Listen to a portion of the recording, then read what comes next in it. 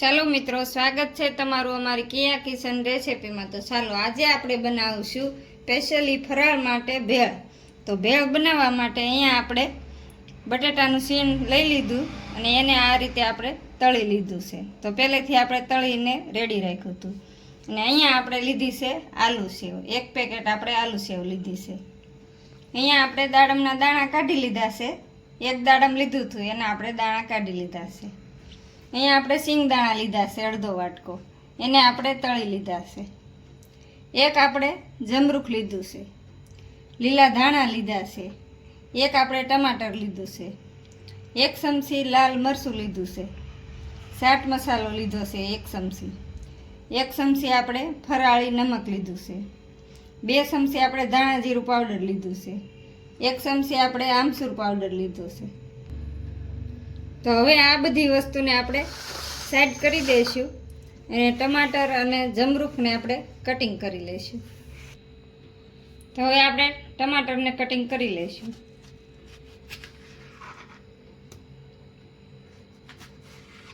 તો આપણે ઝીણું ઝીણું કટ લગાવવાનું છે, એટલે આપણે ઝીણું ઝીણું કટ કરી લઈશું આ રીતે।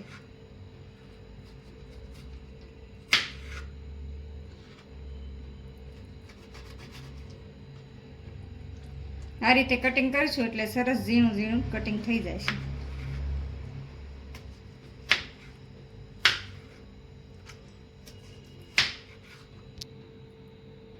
તો આ રીતે આપણે ટમાટરને કટિંગ કરી લીધું છે, હવે આપણે જમરૂખ કટિંગ કરી લઈશું। તો હવે આપણે જમરૂખને કટિંગ કરી લઈશું। તો આ રીતે આપણે જમરૂખને કટ લગાવી લેવાનું છે, આગળ પાછળનો ભાગ કાઢી અને આ રીતે આપણે કટિંગ કરી લઈશું।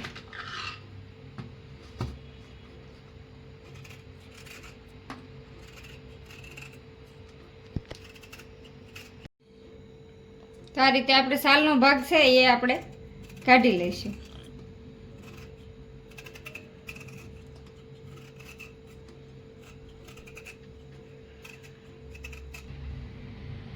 તો આ રીતે આપણે સાલનો ભાગ કાઢી લીધો છે, હવે આપણે આ રીતે કટ લગાવી લઈશું।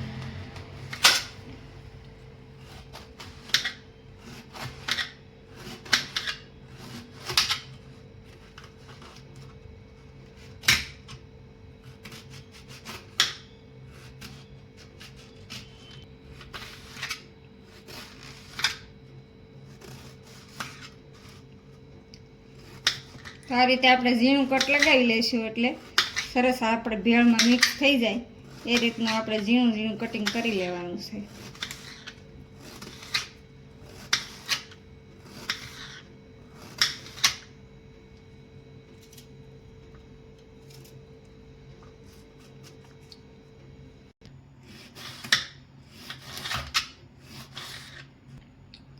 તો જમરૂખને પણ આ રીતે આપણે કટિંગ કરી લીધું છે, હવે આપણે બધું મિક્સ કરી લઈશું।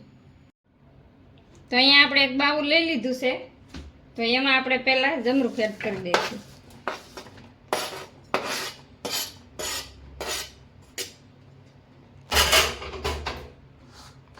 હવે આપણે દાડમના દાણા એડ કરી દઈશું, તે પછી આપણે ટમેટા એડ કરી દઈશું, તે પછી આપણે સિંગના દાણા એડ કરી દઈશું, અને આ છે આપણે આલુ સેવ તે એડ કરી દઈશું, અને અહીંયા આપણે બટેટાનું સૂરણ લીધું છે એ એડ કરી દઈશું।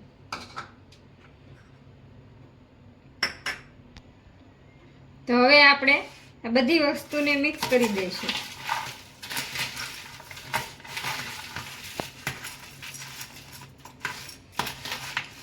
તો આ રીતે આપણે મિક્સ કરી લેવાની છે।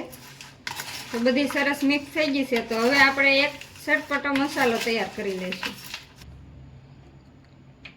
તો મસાલો આપણે તૈયાર કરવામાં ધાણા જીરું પાવડર એડ કરી દઈશું, અહીંયા આપણે નમક લીધું છે એ એડ કરી દઈશું, આ આમચૂર પાવડર છે એ એડ કરી દઈશું,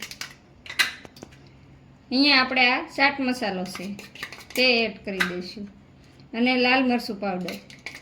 આ બધી વસ્તુને આપણે મિક્સ કરી અને આપણો મસાલો તૈયાર કરી લેવાનો છે। તો બની ગયો છે સરસ આપણો એકદમ ચટપટો મસાલો।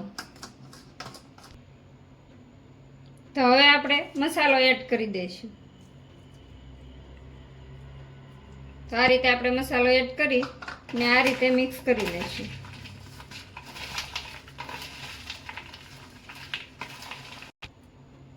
હવે આપણે લીલા ધાણા એડ કરી દઈશું. લીલા ધાણા એડ કરીને આપણે આ રીતે મિક્સ કરી લઈશું.